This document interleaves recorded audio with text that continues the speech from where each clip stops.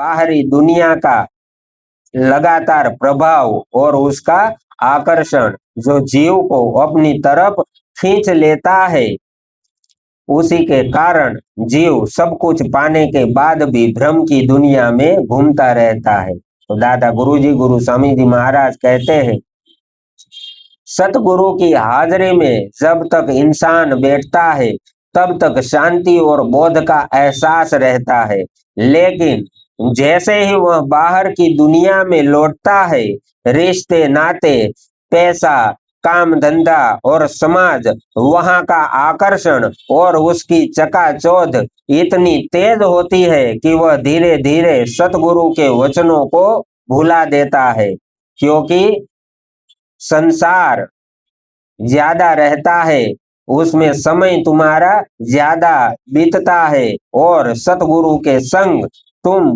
बहुत कम समय देते हो, इसलिए वह भुला दिया जाता है और संसार की चकाचौंध तुम्हें अपनी तरफ खींच लेती है।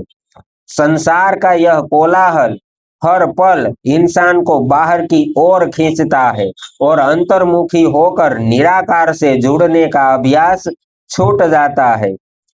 साध गुरु ने तो ज्ञान के प्रकाश से नाम, रूप और आकार के उस पर्दे को हटा दिया है, लेकिन मनुष्य की आसक्ति इतनी गहरी होती है कि वह बार बार अपने हाथों से उन छोड़े हुए आकारों यानी कि रिश्तों, शरीर, धन और पद प्रतिष्ठा को फिर से पकड़ लेता है।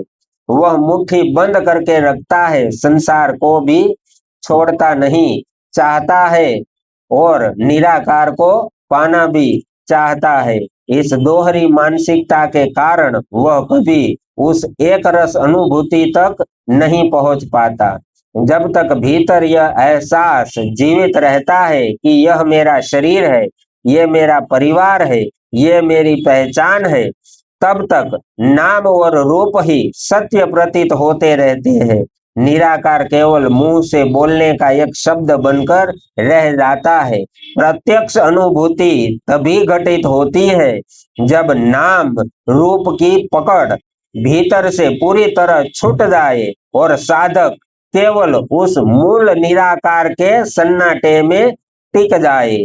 जब तक हम नाम और रूपों के उस झूठे जाल को अपने हाथों से जकड़े रहेंगे, तब तक सतगुरु की दया, सतगुरु का दिया हुआ बोध किताबों की तरह रखा रह जाता है और जीवन भ्रम की मान्यताओं में ही कटता रहेगा।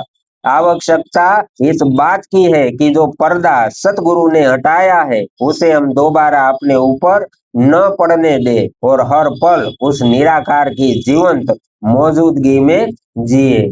तो दादा गुरुजी, गुरु स्वामी जी महाराज फरमाते हैं कि साध गुरु तुम्हारे अंतर के जो पर्दे होते हैं, जो आवरण होते हैं, पाप कर्मों के जो मेल होते हैं, उसको हटाकर तुम्हें ब्रह्म ज्ञान का ज्ञान देते हैं, रास्ता पूर्ण बता देते हैं कि यहाँ रास्ता खुलेगा और यहाँ से तुम्हें वहां जाना है। रास्ते में इतनी रुकावटें आएगी, लेकिन वह रुकावटें हटा दी जाएगी, तुम्हें आगे का रास्ता मिल जाएगा। सब कुछ ब्रह्म ज्ञान में जो कुछ आता है वह सब कुछ तुम्हें बता दिया जाता है, लेकिन फिर भी जीव पीछे रह जाता है। क्यों?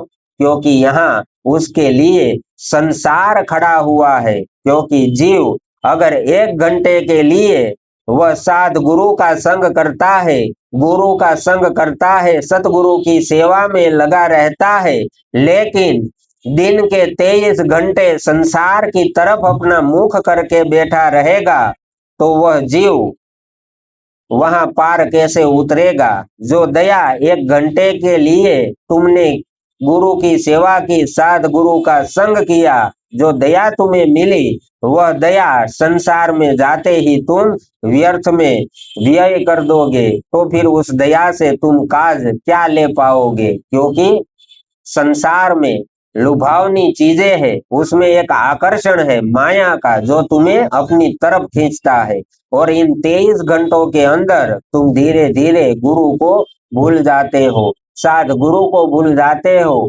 सत्य नाम को भूल जाते हो, जिसका नाम तुम्हें हर पल हर क्षण लेकर अपना तपोबल बढ़ाना है, वह तुम भूल जाओगे। और जो संसार की पहचान है, तुम्हारा नाम है, तुम्हारा रूप है, जो तुम्हारी पहचान संसार में बनी है, उस पहचान में तुम फिर घुल मिल जाओगे।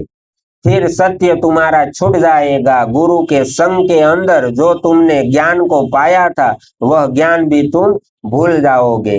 तो यह जो संसार का आकर्षण है, वह तुम्हें फिर से भुलाकर अपने आप में मिला लेता है, और जीव हंसी खुशी उसी में मिल जाता है, क्योंकि यहाँ संसार का संग बढ़ जाता है और सतगुरु का संग कम पड़ जाता है। यहाँ आशाएं तृष्णाएं तुम्हारी फिर प्रकट हो जाती है, तो वह तुम्हें पार कैसे करेगी, क्योंकि इच्छाएं बढ़ गई है और दया तुम्हारी व्यर्थ में व्यय हो गई। इसलिए कोई भी जीव गुरु के दरबार में जाए, गुरु से दया ले, लेकिन फिर भी जीव पार नहीं हो पाता, क्योंकि मन का गुलाम जो बनकर बैठा है, संसार में सुख जो ढूंढने निकल जाता है, मान पद की भूख इतनी लगी हुई है कि जीव उसे छोड़ना नहीं चाहता। वह संसार में भी रहना चाहता है और उस मालिक को भी पाना चाहता है, जबकि समय संसार को देता है, मालिक को नहीं। गुरु को समय कोई नहीं देता। संसार को समय देने के लिए सब कुछ समय बचा हुआ है, लेकिन गुरु के लिए समय नहीं निकलता। जो सत्य देता है, उसी के लिए जीव के पास वक्त नहीं होता। इसलिए संसार तुम्हारे मन में बैठता है, लेकिन गुरु के वचन तुम्हारे मन में नहीं बैठ पाते। तो जीव पार कैसे होगा। इसलिए दादा